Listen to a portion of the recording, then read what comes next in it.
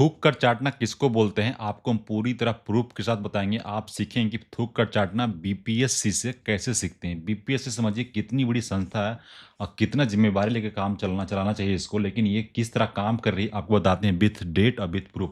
आप चलते हैं, आपको सबसे नीचे वाला पोस्ट दिखाते हैं। एक 17 अप्रैल के आस-पास एक पोस्ट ये आया था। यहाँ पे देखिए आपको दिखाते हैं, जैसे कि ये पोस्ट है।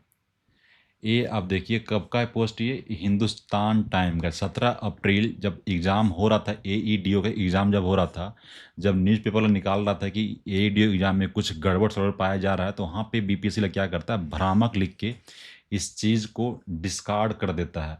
और आगे पोस्ट देखिए, जब ज्ञानेश्वर जी एक पत्रकार हैं, वो जब इस बात को आगे उठाते हैं, तब फिर देखिए बीपीएससी क्या बोलता है। जैसे कि ज्ञानेश्वर जी का एक पोस्ट था, सम्राट चौधरी को लिखते हैं, उसके बाद फिर क्या लिखता है बीपीएससी, भ्रामक लिख देता है।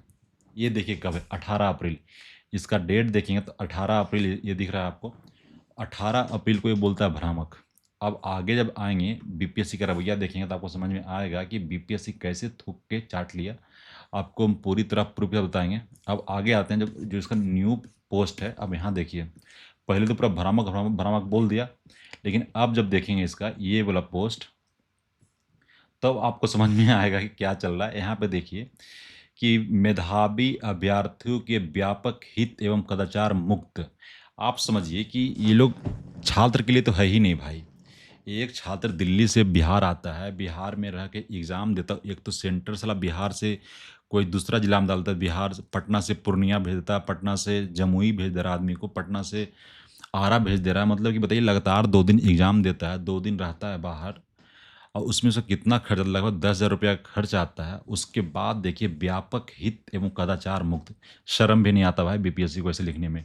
और उसमें क्या लिख रहा है, 14 से लेके 21 तक जो भी एग्ज़ाम हुआ है, सबकी प्रतियोगिता परीक्षा को रद्द किया जाता है। सोचिए कितना सिंपल है, एक लाइन में लिख दो रद्द किया जाता है, लेकिन उसके पीछे छात्र का मेहनत ये लोग को नहीं दिखता। और सबसे बड़ी बात ये है कि इस चोरी में और इस जो हुआ है कांड, इसमें ना कोई नेता, ना कोई मंत्री इन्वॉल्व है, ना ही कोई सपोर्ट कर रहा है छात्र का। छात्र के लिए भाई कोई भी खड़ा होता ही नहीं है। सबको पता है कि छात्र का कुछ होने वाला है नहीं।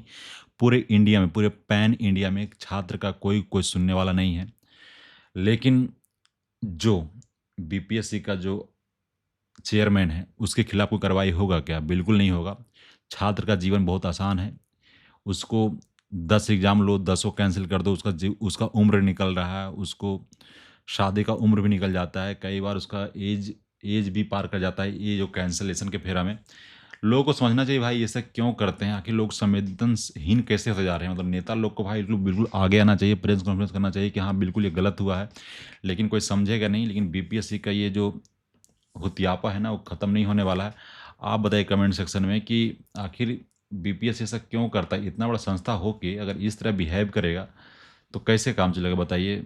कोई भरोसा करेगा इस पे? ऑलरेडी साला कितना सारा सीट बिक जाता है भाई, कितना सारा, एक सीट पे कितने सारे लोग फाइट करते हैं, उसके बाद ये कंडीशन।